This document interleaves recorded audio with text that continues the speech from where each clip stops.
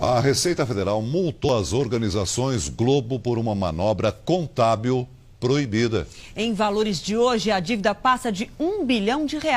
A empresa carioca recorreu em Brasília, mas não teve sucesso. A tentativa das organizações Globo de se livrar da multa fracassou. Depois de 4 anos de processo, a Receita Federal decidiu que as empresas da família Marinho são obrigadas a pagar uma quantia bilionária. A Receita Federal, ao decidir o caso, definiu: operou-se um milagre dentro da Globopar.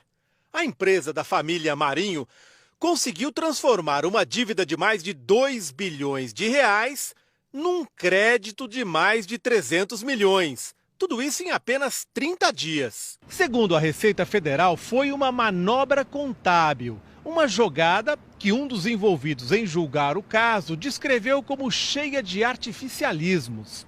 A operação envolveu várias empresas: Globopar, TV Globo, Cardeiros e Globo Rio. Uma série de negócios entre as empresas do grupo gerou, segundo a família Marinho, um crédito a ser descontado do imposto de renda de mais de R$ 2 bilhões e 400 milhões. Mas, segundo a Receita, o valor a ser deduzido seria de apenas R$ 65 milhões. Ao apontar a manobra, o fisco lembrou que todas as empresas envolvidas possuem os mesmos sócios: José Roberto Marinho, Roberto Irineu Marinho e João Roberto Marinho. Escreveu a Receita: tal fato representa mais um indício de que as operações foram realizadas apenas para a criação, transferência e amortização de um ágio inexistente, a reduzir indevidamente os tributos devidos pelo interessado. Nós defendemos a suspensão imediata dos repasses de verbas publicitárias, porque isso se aplica também aos entes que recebem recursos públicos. Quando estes têm qualquer problema, que eles são colocados no CALC, eles ficam impedidos de receber, até que se resolva o problema. Eu acho que com essa decisão da Justiça é uma prova muito clara de que, além de ser investigada, nós defendemos que seja imediatamente feito o cancelamento de repasse de recursos públicos até que a empresa possa sanear isso aí. Em dezembro de 2009, a Receita apresentou um auto de infração de R$ 713 milhões.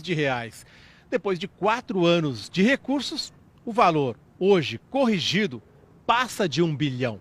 A Globopar ainda pode recorrer. No processo, a Globopar disse que agiu de acordo com a legislação tributária.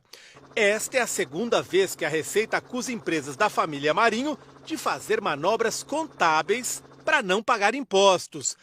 Num outro caso, a Receita disse que a Globopar simulou investimento numa empresa baseada nas Ilhas Virgens Britânicas para não pagar os impostos sobre a compra dos direitos de transmissão da Copa do Mundo de 2002.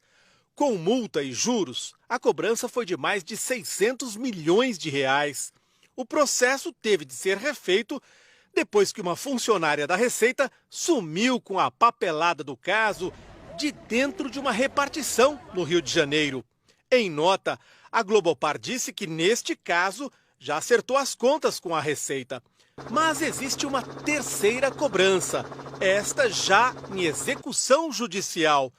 Documento obtido pelo Jornal da Record na Justiça Federal do Rio mostra que, em setembro de 2010, a Globopar dos irmãos Marinho tinha uma dívida acumulada com a Fazenda Nacional de mais de R$ 170 milhões. A pedido da Fazenda Nacional, a dívida foi executada e alguns bens da família Marinho penhorados. Isso só acredita a Câmara a poder investigar as organizações Globo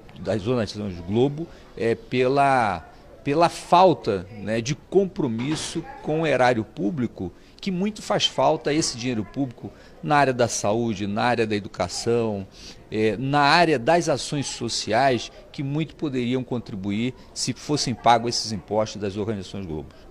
A direção das organizações Globo informou que não vai comentar a decisão do Conselho Administrativo de Recursos Fiscais do Ministério da Fazenda.